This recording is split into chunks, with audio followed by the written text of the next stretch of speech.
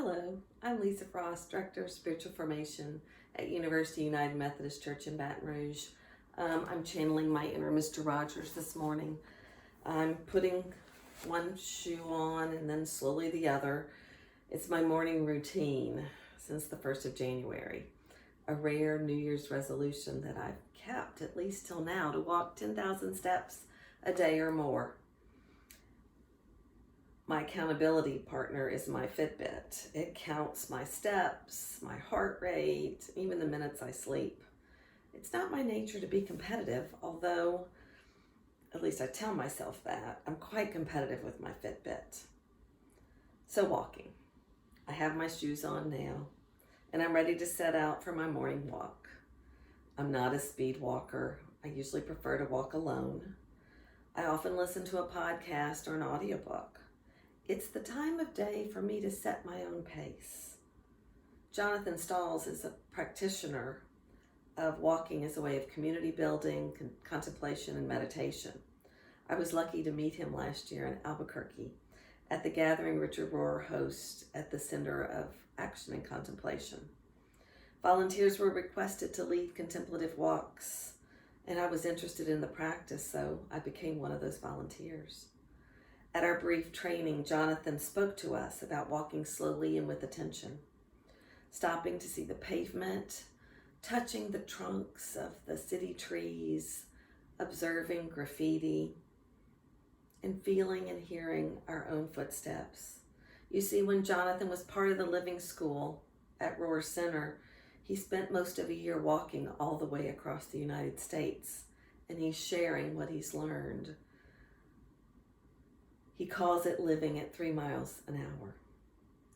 As we walked with Jonathan, we would stop every 5 minutes or so and gather around and share and hear a short reading, a snippet of poetry, a blessing, a piece of scripture, and then be invited to just look around at where we were, to observe the space where we stood.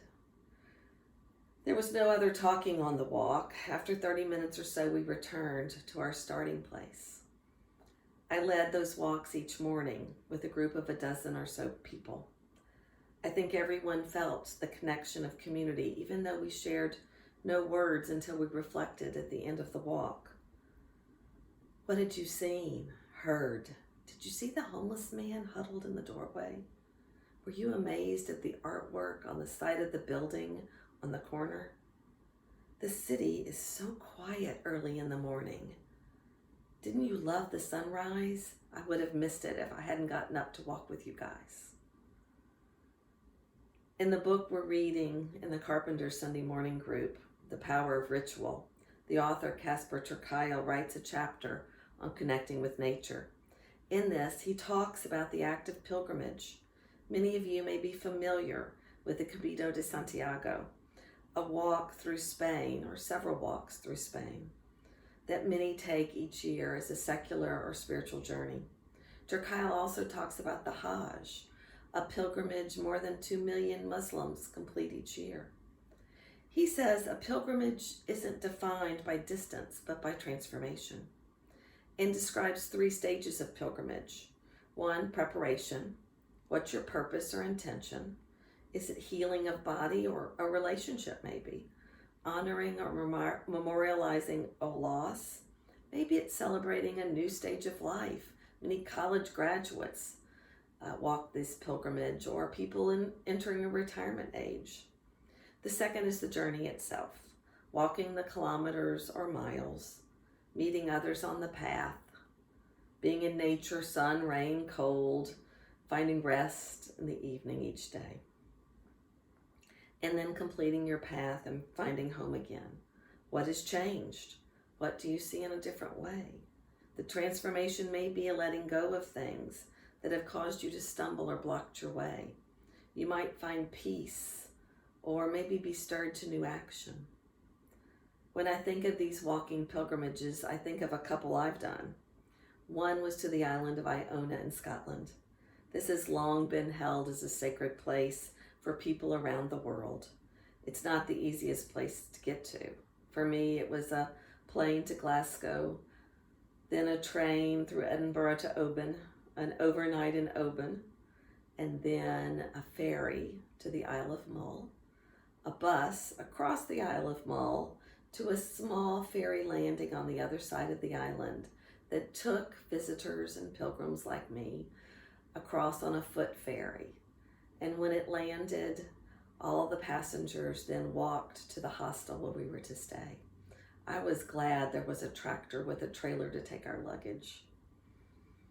We kept a pilgrim schedule for the week, rising, eating, walking, learning, worshiping, and repeating. There are fewer than 100 people that live on the island full time, and many, many more sheep.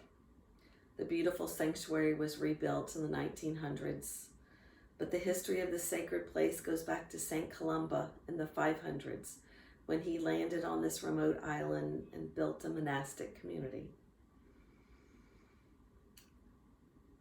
One of the days of living in the community was devoted to a walking pilgrimage of the island.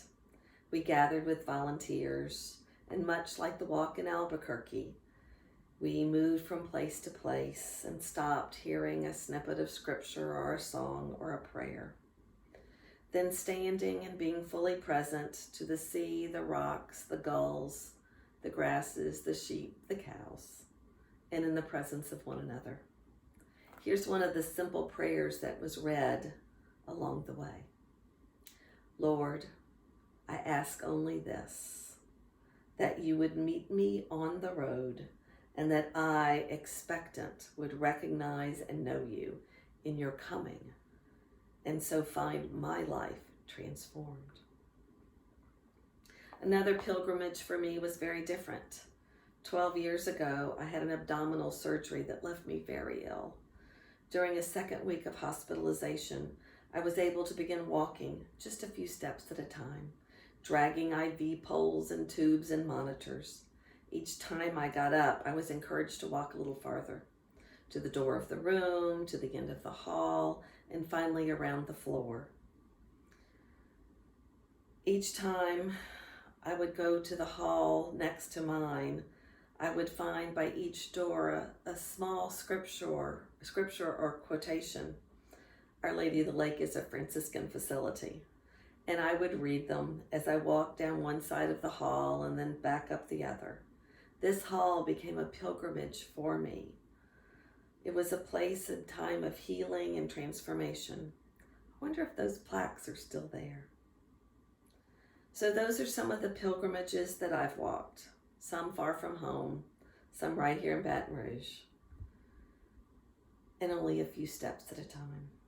I invite you to take a few steps each day, or walk a mile or 2 or 3. You might start your walk by hearing each footstep as thank you. Right foot down, thank, left foot down, you. And then each step can be a prayer of thanksgiving. Or walk with your eyes up and notice the birds flying, the neighbors walking. I know I've gotten to know all my Woodstone walking neighbors, at least by sight and by their dogs.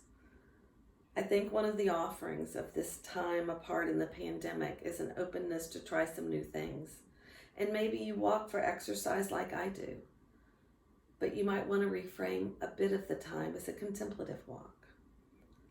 I'll ask Kelly to post on our website a walking meditation suggestion from Jonathan Stalls that was on Richard Rohr's blog just last week. Perhaps another reason that walking is on my mind. And I'll leave you with a part of a blessing by John O'Donohue about being a traveler or a walker.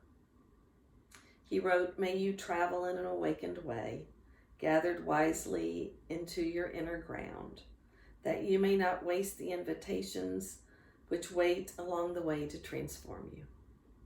May you travel safely, arrive refreshed, and live your time away to its fullest.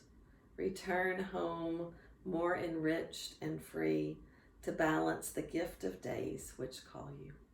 It was good to be with you today.